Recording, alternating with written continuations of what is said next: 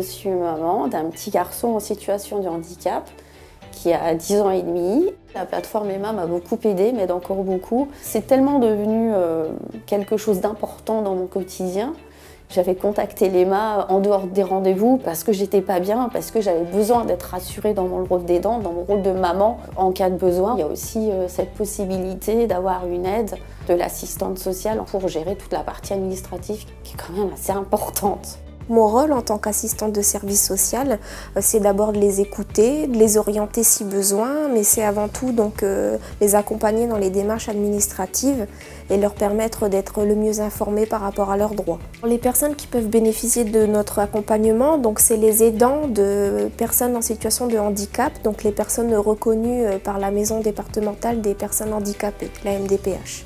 En complément de l'accompagnement individuel que je peux apporter aux aidants, je co-anime un café des aidants, donc qui se nomme l'Entracte. L'objectif de ce café, c'est d'offrir un temps d'échange entre aidants dans un cadre convivial, leur permettre un peu de partager leurs expériences, leurs réalités entre aidants. Donc un réel moment de répit. Ça fait du bien des fois de pouvoir partager certaines émotions et se rendre compte qu'il y a d'autres familles qui partagent les mêmes sans culpabiliser. Donc voilà, ça fait du bien. Ça ne résout pas le problème, ça ne le retire pas forcément, mais on n'est pas tout seul. Je suis psychologue au sein de l'EMA et quand on est aidant d'une personne en situation de handicap, on peut se sentir épuisé, dépassé par le quotidien, anxieux ou déprimé. Et du coup, mon rôle, c'est d'être à l'écoute pour accueillir l'entourage, que ce soit au domicile ou au sein de l'association. C'est vrai qu'on peut avoir des a priori sur le rôle du psychologue, on ne sait pas forcément ce que c'est, mais finalement, même dans le quotidien, parfois, on a simplement besoin d'être entendu, d'être écouté dans un cadre bienveillant et sans jugement.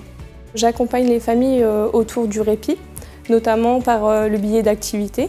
Donc au niveau des activités sportives, des ateliers de création. J'invite les aidants à participer à nos ateliers.